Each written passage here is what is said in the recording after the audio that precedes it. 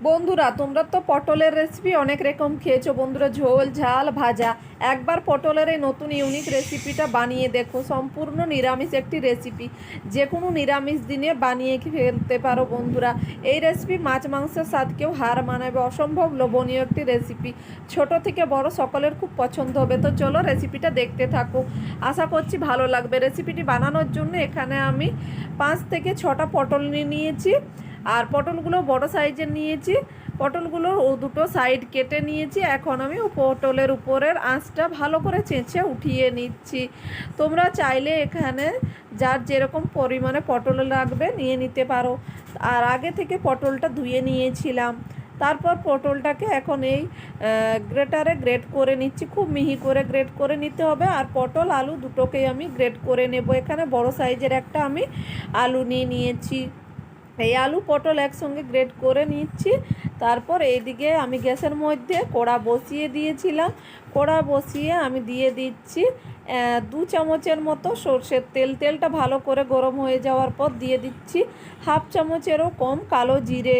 কালো জিরেটা অপশনাল বন্ধুরা, আপনারা চাইলেই দেবেন, তাছাড়া নাও দিতে পারেন, তবে কালো জিরে দিলে কিন্তু খেতে বেশি সুস্বাদু লাগে।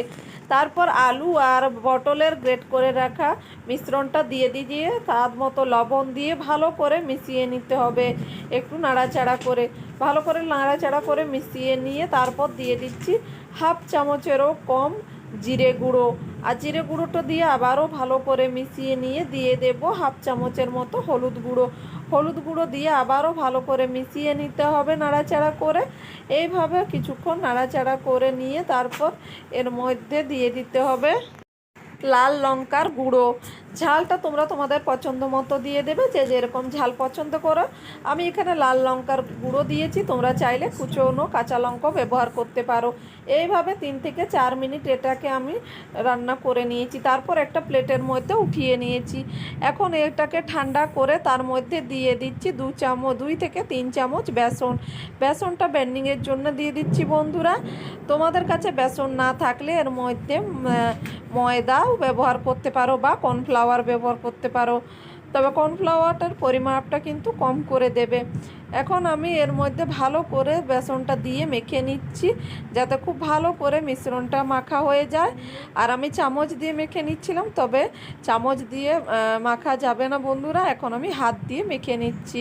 হাত দিয়ে ভালো করে মেখে নিয়ে একটা সুন্দর ডো বানিয়ে নিতে হবে। তবে এই ডোটা খুব বেশি শক্ত করা যাবে না, একটু নরম রেখে বানিয়ে নিতে হবে। আমি হাতটা পরিষ্কার করে নিয়ে হাতের মধ্যে একটুখানি তেল লাগিয়ে নিয়ে এখন বড়াগুলো বানিয়ে নিচ্ছি। হাতের মধ্যে অল্প করে নিয়ে গোল মতো করে বড়াগুলো বানিয়ে নিয়েছি। সবকটা বড়া আমি বানিয়ে নিয়েছি। আর এদিকে বেশ কিছুটা তেল আমি আগে থেকে গরম হতে দিয়ে দিয়েছিলাম। আমি এই বড়াগুলো সরষের তেলে ভাজছি বন্ধুরা, তোমরা চাইলে সাদা তেলেও ভেজে নিতে পারো।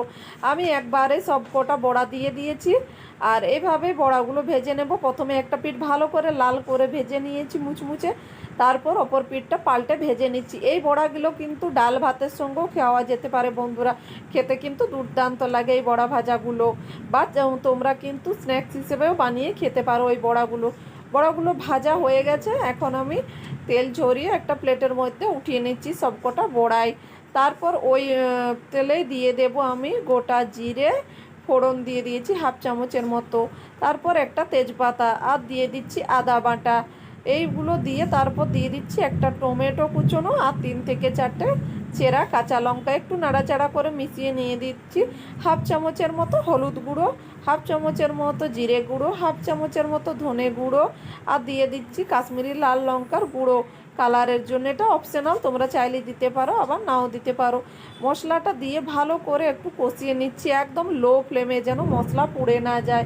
এভাবে কিছুক্ষণ কষিয়ে নিয়েছি, 1 থেকে 1.5 মিনিটের মতো ভালো করে কষিয়ে নিয়ে এর মধ্যে দিয়ে দিচ্ছি খুব অল্প পরিমাণে জলটা দিয়ে ভালো করে আবারও মিশিয়ে নিচ্ছি মশলার মধ্যে, যেন মশলাটা সুন্দরভাবে কষানো হয়ে যায়। তারপর ঢাকা দিয়ে মশলাটাকে লো টু মিডিয়াম আঁচে কষিয়ে নিয়েছি।